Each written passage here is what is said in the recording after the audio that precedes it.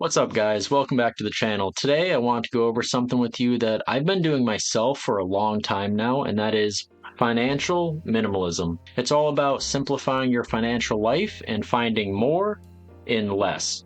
I think it can help some of you, so let's get into it. So, what is financial minimalism?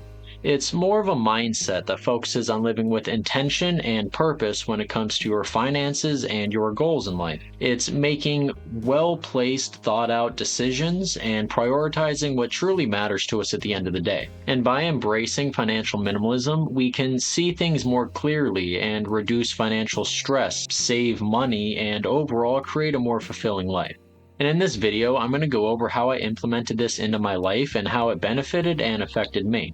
One of the first things that I noticed after really committing to being a financial minimalist is breaking free from the consumer mindset. Think about all the companies that spend millions of dollars for advertising. The world is constantly pressuring you to keep up on trends and buy things that eventually leads to unnecessary spending and debt. Now, I grew up poor. I basically had nothing. 1 star, highly not recommended. But when I did end up making money, of course, I wanted to buy as many things as I could, and I wanted to enjoy having things. And of course, go figure, the world made it very easy to keep that consumer mindset. I forgot what I really just needed to survive, and how it doesn't take much more than that to be happy and content in life. Another great benefit that I noticed is you start to be more mindful of what you're spending money on, and you start to value physical things differently. You'll almost catch yourself questioning what you bought and if you really needed it. And throughout all of this, you'll be watching your savings and investments grow so much more than usual, to the point where when you know you bought something that you didn't need, you're almost physically repulsed by it because you would much rather watch everything grow than to spend money on something you really didn't need. And there comes a point when something in your mind just changes. For me personally, when I saved my first $5,000, I was this close to spending it all. Thankfully, I didn't, because by the time I saved $10,000, my entire mindset changed. And it was at that point that I realized that I can really do this. I went from living paycheck to paycheck to saving $10,000 in 6 months, and I was happier at that point knowing that I saved all that money than when I was spending all that money. And even though I had less, I was happier. I found more in less, which leads me to the next benefit that I noticed. I started valuing experiences over physical things.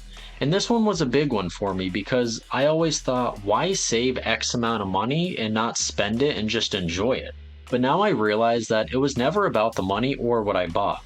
Just having the peace of mind and not worrying about money or my future while also being excited over the growth of it really just made the good times even better. Like, I would go hang out with friends doing anything, and I'd have the best time possible. I wasn't worried about money or my future or work or really anything. And not too long after that, I started to notice benefits in other areas of my life too. I was suddenly really motivated to go to the gym. I was waking up easier, going to bed was easier, I was sleeping better, and honestly, my overall mental health really improved. When I really committed to being a financial minimalist, I didn't think it would help as much as it did. I just assumed it would help my finances, and besides that, it would kind of suck, but it turned out a lot better than I thought it would. Which led me to making this video to hopefully motivate one of you to try being a financial minimalist and hopefully get the same benefits that I did. Now, I was pretty aggressive right out the gate with this because I realized that it's a pretty powerful tool. So the first thing I did was I stopped spending money on literally everything that wasn't a necessity. I deleted DoorDash app, I deleted subscriptions, I stopped eating out as much. I did everything in my power to save as much as possible. I completely changed my daily routine to make my operating expenses as cheap and simple as possible. A big one for me was when I stopped drinking my daily Red Bulls and coffee, and instead I just bought cases of water. That alone saved me a tremendous amount of money, almost $300 a month. That's $3,600 a year.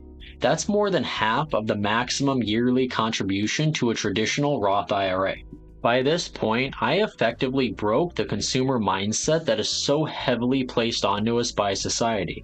And it's nice because now when I go out and get coffee or I go out to eat, I feel like I enjoy it a lot more. So now that I stopped hindering myself with daily bad financial decisions, I want to give myself realistic goals to work towards that would keep me motivated and excited for my future. The problem with that is I have a lot of interests and a lot of hobbies and a lot of projects, a lot of which I never really got around to finishing. A lot of clutter. So I decided to declutter and sell a lot of things that I really just didn't need. I never realized how much stuff we accumulate over time. So when I did end up getting rid of a lot of stuff, I noticed that I was a lot more productive and I was able to focus on my main goals without getting sidetracked as easily. It started to make more sense to me when I realized that a lot of successful, wealthy people don't have a lot of stuff. They don't have clutter, they don't have random things. Everything is very neat, organized, and efficient. It's all simple. And that's kind of what I wanted to mimic. I was able to sell a lot of stuff and I made a few $1,000s doing it.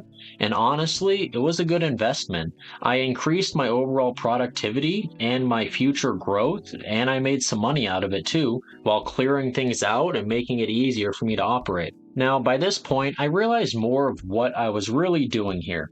I was creating simple, efficient, goal driven processes and routines. And then when I started selling and decluttering stuff, I was basically cutting out all the extra fat that I really didn't need. I did all of this knowing that my productivity and focus would be increased and it would overall benefit my finances and my future growth. And of course, I didn't cut out absolutely everything. When you get further along on the path of financial minimalism, you'll be able to point out things that bring you more happiness and joy than it's worth for you to cut it out completely. But you will be more accustomed to valuing what's worth it and what's not worth it to keep in your life. I learned a lot about what I want out of life, and I learned how money is just one of many tools that you can utilize to achieve a goal. But I do find it funny how the closer you get to your goal, the more the goal changes. If you asked me when I was 18 years old what I wanted but couldn't afford, I'd say the same thing over again. 3-rotor 20B swapped FD RX-7. That's the car I wanted when I was a kid. That was everything to me. It would have cost me around $70,000 to build it how I would have wanted it. Although I still want that in the worst way possible, and I could probably swing it, I'd have to give up a lot of financial stability and a lot of financial peace of mind. And that's one of the benefits to being a financial minimalist. The further you get on this journey, the more peace of mind you really have, and it creates a big cushion, and honestly, you won't want to disturb that too much once you have it. And since I'm already accustomed and used to being a financial minimalist, it's really only a matter of time before I can eventually have that vehicle and achieve some of my smaller goals. And trust me, I can already hear that RX-7 sitting in my driveway. Two big areas that you can focus on to save money is food and reoccurring bills. I was able to get rid of a lot of bills or make them at least cheaper, and anything counts. Even if it's $20 a month, over time, that's a lot. And you'll be able to use that $20 a month and place that savings somewhere else that can make you money or pay down debt. I was spending almost $900 a month for food for myself.